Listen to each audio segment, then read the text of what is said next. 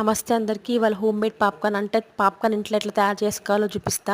దానికి కావాల్సినవి బాగా ఎండిపోయిన మొక్కజొన్న గింజలు, ఒక మందం ఉన్న వెడల్పున్న ఒక గిన్నెను తీసుకొని స్టవ్ వెలిగించి దాని మీద పెట్టి దాంట్లో ఒక చెంచా నూనె, ఒక చెంచా ఉప్పు, ఒక చెంచా పసుపు వేసుకోవాలి. దాని తర్వాత పాప్కార్న్ గింజలు ఉన్నాయి కదా, అవి దాంట్లో వేసుకొని బాగా హైలో పెట్టుకొని ఒక 2 మినిట్స్ వరకు బాగా కలపాలి.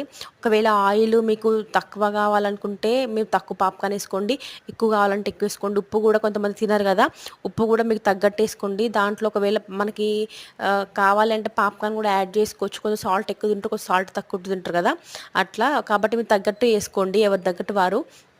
కొద్దిగా అయిన తర్వాత మనకు పటపటమని పేలుతూ పాప్కార్న్ రెడీ అవుతుంది.